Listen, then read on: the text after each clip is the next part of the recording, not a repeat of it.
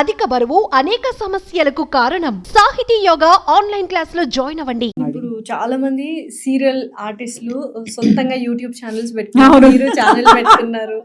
ఏంటి ఎలా రన్ అవుతుంది ఏంటి అంటే? నేను యూట్యూబ్ ఛానల్ పెట్టడానికి నీకు టైం ఎక్కడ ఉంది అనేది నాకు చిన్నప్పటి నుంచి చాలా కోరికలు ఉండేవి. డాన్సులు చేసేయాలి, పాటలు పాడేయాలి. ఎందుకంటే మేము చెన్నై వెళ్ళగానే మా ఇల్లు ఇక్కడ ఆపోజిట్లోని Sivanjali temple of fine arts. అంటే మా గేట్ నుంచి ఇట్లా ఇలా ఉంటాయి కదా స్లోప్, ఇలా తిరిగి అలా ఎక్కితే అక్కడ డాన్స్ క్లాస్, మధ్యలో ఒక చిన్న రోడ్డు, 50 feet రోడ్. సో అటు వెళ్ళిపోయా. అలా నేర్చుకుని సంగీతం నేర్చుకున్నాను. ఇంకా కొంతకాలం నేర్చుకుని ఉంటే నాకు సర్టిఫికెట్ వచ్చేదేమో నా ఫీలింగ్. అంటే ప్రాక్టీస్ చేసేదాన్ని కదా. భరతనాట్యం నేర్చుకున్నాను, కూచిపూడి నేర్చుకున్నాను, కళాల. ఇప్పుడు యాక్టర్ అవగానే కొన్ని బేసిక్స్ ఉండేవి, ఇప్పుడు ఉన్నాయో లేవో నాకు తెలియదు. కానీ ఫస్ట్ డాన్స్ క్లాస్లో జాయిన్ చేసేస్తారు. పొద్దున్న లేచి ఎక్సర్సైజులు చేయాలి. హైట్ తక్కువగా ఉంటే లాగి ఒక రాడ్ కడితే దాన్ని బట్టి అలాడాలి, హైట్ పెరుగుతామేమోనని. సో ఇవన్నీ ఉంటాయి అన్నమాట. కొంచెం క్రీమ్లు ఈ పాల మిగడలో రాయాలి. ఇది యాక్టర్స్కి బేసిక్గా ఉండాల్సిన ఇదనమాట. సో అన్నీ నేర్చుకున్నాను. తర్వాత సీరియల్స్కి ఎప్పుడైతే వచ్చానో మనకంటూ మనకు టైం ఉండదు. నాకు అది ఒక ఉండేదన్నమాట. నేను పాటలు పాడాలి, డాన్సులు చేయాలి, లేకపోతే అది ఒకటి ఉండేది. నాకు ఎంటర్టైన్మెంట్ లేదు అనేది నాకు చాలా పెద్ద ఫీలింగ్. అదర్ దాన్ యాక్టింగ్ అనేది ఎంటర్టైన్మెంట్ కాదు నాకు. మీకు ఇది ప్రొఫెషన్. సో నేను ఎంజాయ్ చేయడానికి, నన్ను నేనుగా చూసుకోవడానికి, నన్ను నేను ప్రజెంట్ చేసుకోవడానికి ప్లేస్ లేదు. సో అలా అని ఆఫ్టర్ కోవిడ్ ఇంకా ఒకటే జిందగీ అనే స్లోగన్ బాగా వినిపించింది కదా, వన్ లైఫ్ అంతే. కోవిడ్ తర్వాత వన్ లైఫ్ అని ఇంకా అప్పుడు ఒకసారి యూట్యూబ్ స్టార్ట్ చేస్తే నాకు నచ్చిన విషయాలు అలా చేసుకోవచ్చు కదా. నిజంగానే యూట్యూబ్ లో చాలా రెవెన్యూ వస్తుంది, ఎస్పెషల్లీ సీరియల్ ఆర్టిస్టులకి. ఎందుకంటే అన్ని వ్లాగ్స్ చేస్తున్నారు. మేము ఒక చిన్న విషయం అడుగుతాను మ్యామ్, ఇందులో అందరు అడగమన్నారు కాబట్టి ప్లీజ్. వీళ్ళు ఎందుకు ఆర్టిస్టులు, ఈ సీరియల్లో ఉన్న ఆర్టిస్టులు అందరూ ఫ్రిడ్జ్ టూర్లు, కిచెన్ టూర్ వరకు ఓకే, ఫ్రిడ్జ్ టూర్లు, బ్యాంగిల్స్ టూర్, ఎందుకు మ్యామ్? అంటే that is your bread earning అని కాదు, వ్యూస్ ఇప్పుడు రెవెన్యూ కోసం కాదు. మీకు విషయం చెప్తాను. ఈ ఫీలింగ్, ఈ డైలాగ్ కి నాకు చిన్నప్పటి నుంచి ఒక థాట్ ఉంటుంది. మన చుట్టాలు వస్తారు, రెండి మా ఇల్లు చూద్దరుగాని అంటారు. మీకు ఆ ఎక్స్పీరియన్స్ అవ్వలేదా?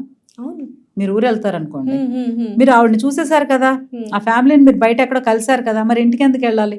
ఇంటికి వెళ్తాము, హాల్లో కూర్చోబెట్టి వదిలేస్తారా? లేదు. బెడ్రూమ్ వరకు తీసుకెళ్తారు. బాత్రూమ్ కూడా మేము ఇది పెట్టించుకున్నాను కూడా చూపిస్తారు. ఇది మనకి బేసిక్ గా ఉన్న తత్వం. అది మన ఇంటికి వస్తే ముందు ఇల్లు చూపిస్తాం, ఎక్కడికి వెళ్ళినా రెండే మా ఇల్లు చూద్దరుగాని అంటారు. సో ఇది కామన్ థింగ్. కానీ యూట్యూబ్ వచ్చేసరికి ఏమైందంటే ఇది ఎందుకు చూపిస్తున్నారా అని అంటారు. ఇప్పుడు ఎవరింటికి వెళ్ళినా చూపిస్తారు. మా చుట్టాలతో నేను దీనికి అగైనెస్ట్. యాక్చువల్లీ మా చుట్టాలు వచ్చి, అమ్మ అందరూ ఇక్కడే ఉంటాం కదా, శాంతి మీ ఇంటికి పిలవ్వా అంటారు నన్ను. అమ్మ దగ్గరికి వస్తారనుకో, నేను వెళ్ళి చూసేస్తాను కదా వాళ్ళందరినీ. మా ఆయన్ని చూస్తారా, పిల్లలు, అది పోతుంది. మీ ఇంటికి పిలవా అంట. ఇంటికి మనం చూడడానికే కదా వచ్చాం, ఇల్లు చూడడానికి కాదు కదా అంటాను నేను. అంతే. ఇల్లు చూడడం ఎందుకు? నన్ను మీరు చూసారు, మిమ్మల్ని నేను చూసాను. ఒకవేళ లంచ్కి పిలిచి నా చేతితో వంట చేసి పెట్టాలంటే నాకు తీరుకుంటే చేస్తా. బట్ షూటింగ్స్లో మనకు అంతా ఉండదు. సో ఇల్లు చూపించడం అనేది మన కల్చర్లోనే ఉంది. కాబట్టి యూట్యూబ్ వచ్చాక కానీ ఎక్కడ అంటే ఎక్కువ ప్రతి ఒక్కటి మాకు చూపిస్తున్నారు. కానీ నేర్చుకునేది చాలా ఉంటది కదా. ఇప్పుడు కొత్తిమీర ఎలా దాయాలని చాలా మందికి తెలియదు. ఫ్రిడ్జ్ టూర్ అయితే తెలుసు. ఫ్రిడ్జ్ టూర్లో తెలిస్తే కింద ఒక టిష్యూ పేపర్ వేస్తాం, దానిపైన ఇంకోటి పెడతాం, దానికి లాక్ చేస్తాము. ఎందుకంటే మాయిశ్చర్ పోకుండా, అది సేవ్ అవుతూ పాడవకుండా ఒక వారం అన్నా ఉంటుంది అనేది ఫ్రిడ్జ్. అలాంటి టూర్లు చూస్తేనే అర్థం అవుతుంది. అందరికి అన్నీ తెలియవు కదా. సో అది లేదు. ఇప్పుడు నాకుందనుకోండి, అబ్బా మనం కూడా ఇలా సర్దుకుంటే ఎంత బాగుంటది అని అనిపించిన నిమిషంలో సర్దేస్తాను నేను. డెఫినెట్లీ చూసిన కూడా అలానే ఉన్నాయి. నాకు ఇప్పుడు కొత్త యాంగిల్ నేర్పించారు మీరు. నేను అనుకునేది నార్మల్ గా ఒక వర్గం వాళ్ళు ఉంటారు కదా. అదే చెప్పాను కదా. ఇప్పుడు అవసరమా? ఇప్పుడు మనం వరలక్ష్మి పూజ చేసినా కూడా ఆ మేకప్ అవసరమా అంటున్నారు. అంత చీర కట్టుకోవాలా అని నాకు నిజం. అంటే ఇప్పుడు కొంతమంది వీడియోస్ కూడా చాలా మంది చేస్తున్నారు. అక్కడ ఏమైపోయిందంటే, ఇప్పుడు వరలక్ష్మి వ్రతం అనగానే అందరూ ఏదో వీడియో కోసమే వరలక్ష్మి వ్రతం చేస్తున్నారు, భక్తి అనేది తక్కువ ఉంది అంటున్నారు. మీరు కూడా చేశారు మొన్న వరలక్ష్మి వ్రతం, అమేజింగ్ గా ఉంది అసలు, నిజంగా చాలా బాగుంది. దాన్ని చూసి చాలా మంది ఇన్స్పైర్ అవుతారు, ఇలా మనం చేసుకోవాలని. అది పాజిటివ్ యాంగిల్. ఈ నెగటివ్ యాంగిల్ చెప్పేవాళ్ళు, చూసే వాళ్ళకి మీరు ఏమని సమాధానం? నేనా ఒక్కటి, ఇప్పుడు నా పూజ గురించి చెప్పాలంటే, మా అమ్మ మాకు ఇప్పుడు ఇన్ని ఆస్తులు లేవు కదా. ఇన్ని ఆస్తులు అంటే ఇంత ఎక్స్పోజర్ లేదు, ఇన్ని డబ్బులు అప్పుడు ఉండవు కదా. సంవత్సరానికి మాకే 2 సార్లు బట్టలు కొనేవాళ్ళు. పుట్టినరోజుకి ఒకటి, పెద్ద పండుగ సంక్రాంతికి ఒకటి. అంతే. ఈ 2 జతల బట్టలు కొనేవాళ్ళు, తర్వాత స్కూల్ యూనిఫామ్ కొనేవాళ్ళు, అంతే. సో అలాంటప్పుడు అప్పుడు మా మమ్మీ వరలక్ష్మి వ్రతం కోసమే ఒక కాటన్ చీర అయినా కొనేవాళ్ళు. బిందె పెట్టి ఫస్ట్ పూజ చేసేవాళ్ళు. తర్వాత ఒక చోట మా కర్ణాటక ఫ్రెండ్స్ ఎవరు ఉండేవాళ్ళు పక్కనే, వాళ్ళు ఇలా లేదు మీరు ఇంత బాగా చేసుకుంటున్నారు కదా, బింది కట్టి అమ్మవారి చీర కట్టుకోండి ఇంకా బాగుంటుంది మీకు అని చెప్పారు. మా మమ్మీ అప్పటి నుంచి కొబ్బరికాయకి పసుపు రాసి బియ్యం పిండిని పసుపులో కలిపి దాంతో ముఖం చేసేవాళ్ళం. కళ్ళు, ముక్కు, నోరు అన్ని చేసి, చెవులకి చెమ్కీలు ఉండేవి అప్పుడు, చిన్న చిన్న చెమ్కీలు, చెమ్కీలు అన్నీ అంటించి ముక్కు పుడకలు అవన్నీ మా అన్నయ్య చేసేవాడు. ముఖం మాత్రం ఇంటికి మగబిడ్డ చేయాలని అన్నయ్య చేసేవాడు, ఫేస్ క్లియర్గా చక్కగా మొత్తం చేసి చీర కట్టి కొబ్బరికాయకి కలసం పెట్టి ముఖం చేసుకుని అలా చేసేవాళ్ళం. రాను తర్వాత మేము అలాగే కంటిన్యూ అవుతానేది, ఎవ్రీ ఇయర్ ఇలాగే చేస్తాం. మనకు వచ్చాక ఇప్పుడు అవకాశం ఉంది, డెకార్ ఉంది.